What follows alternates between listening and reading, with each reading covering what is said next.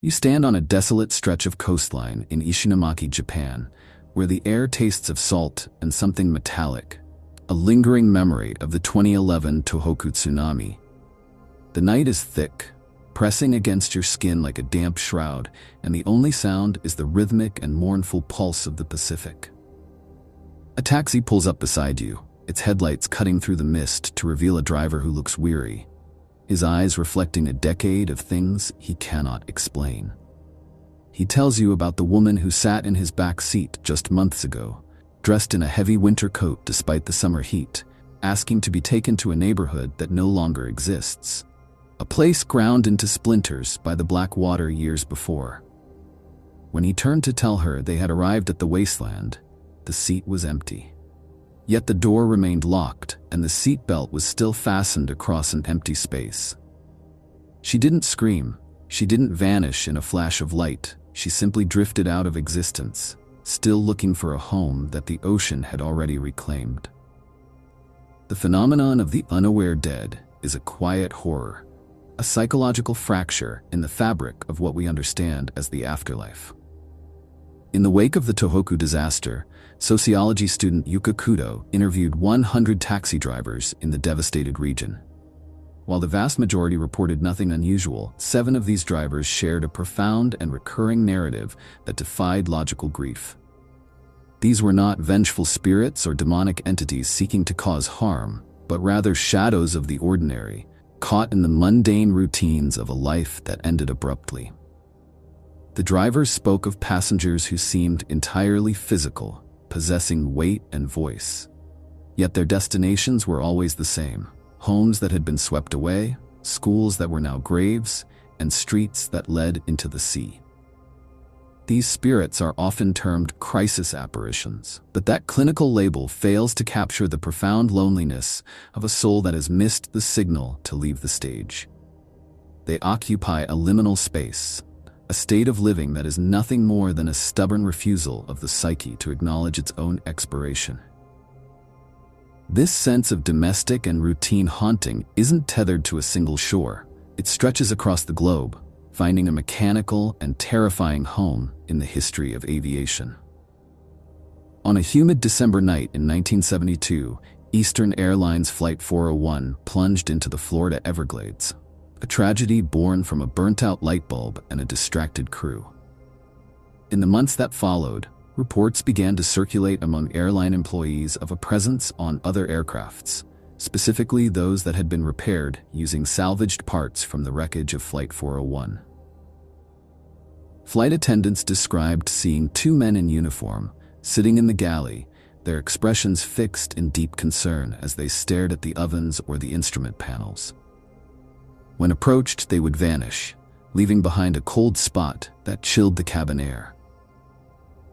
The figures were identified by colleagues as Bob Loft and Don Ripo, the pilot and flight engineer who had died in the crash. They weren't haunting to terrify, they were haunting to work, appearing to warn crews of technical failures or to ensure the safety of the flight, seemingly unaware that their own watch had ended in the mud of the swamp. The terror here is found in the realization that these men were still performing their professional duties from beyond the veil, perhaps trapped in a loop of responsibility they could not break. One famous account involves a high-ranking executive who found a pilot sitting in first class, only to realize mid-conversation that the man was the deceased Bob Loft. The ghost allegedly looked at the executive with a vacant and searching gaze before fading away, leaving the living man in a state of shock. Skeptics argue that these sightings were the result of mass hysteria or the crushing weight of survivors' guilt manifesting as visual hallucinations. Yet the tales persisted. Eastern Airlines fiercely denied the rumors, reportedly threatening employees with dismissal if they were caught spreading the ghost stories. While the airline never officially admitted it, the salvaged parts were eventually and quietly phased out of their fleet.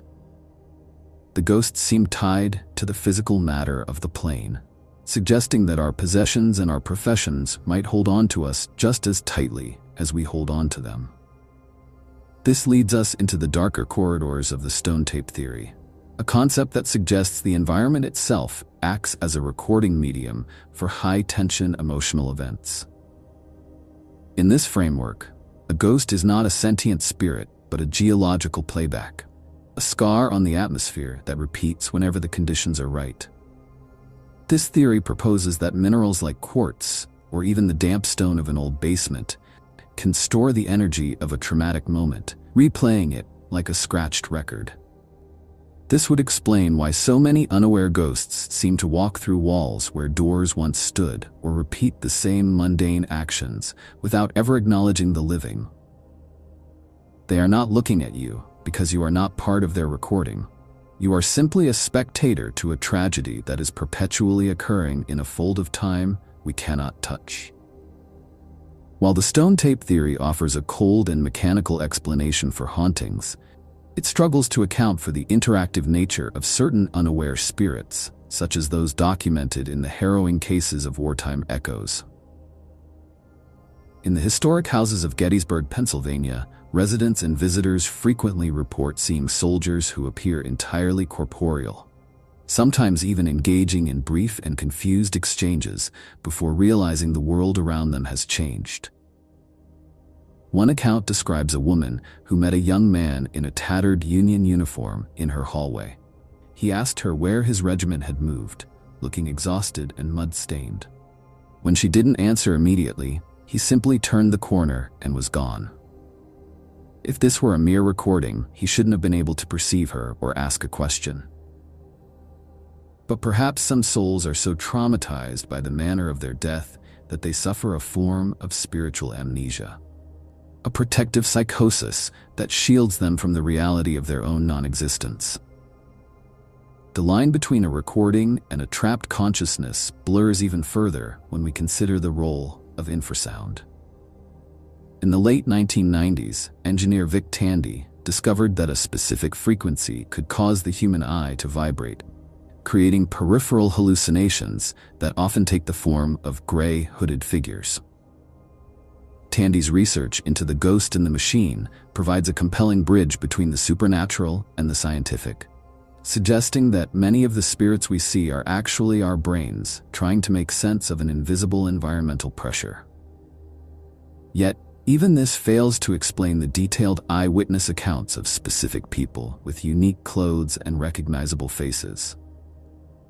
It seems the deeper we look into the mechanics of the haunting, the more the evidence splits into a dozen different directions, none of which offer total comfort. Think back to those taxi drivers in Ishinomaki who began to keep their doors locked even in the daytime, not out of fear of the living, but out of a strange and empathetic dread for the dead. They described the ghosts not as monsters, but as neighbors who were simply cold, wet, and lost. This is the hallmark of the unaware dead, a pervasive sense of displacement. They are the souls who died in their sleep and woke up in a world that had moved on without them, or those who died so violently that the mind simply refused to record the event. There is a psychological theory known as Cotard's delusion, where a living person believes they are actually dead or that their internal organs are missing. Perhaps the unaware ghost is the inverse of this, a spiritual delusion, where the dead believe with every fiber of their being that they are still breathing, still working, and still waiting for someone to come home. The horror of this condition lies in its potential permanence, the idea of a soul trapped in a cul-de-sac of time, repeating an ordinary Tuesday afternoon from 1984 for all eternity because it hasn't noticed the sun has gone out. We often think of ghosts as wanting something from us: revenge, a message delivered, a burial.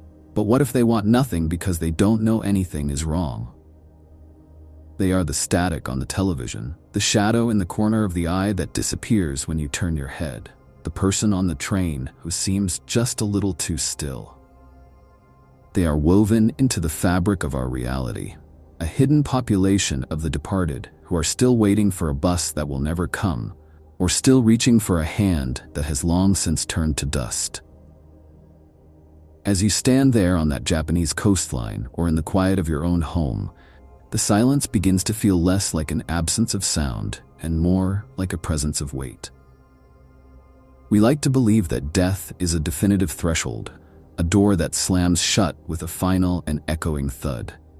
But the evidence of the unaware dead suggests that the door is often left ajar, and that some of us might walk through it without ever realizing we've crossed the line. What remains unknown is the trigger. What finally makes a ghost realize they are dead?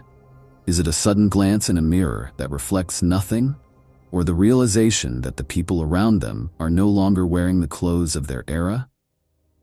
Or perhaps, most unsettling of all, they never realize it at all, and the world is simply a graveyard where the residents are too busy with their chores to notice the headstones,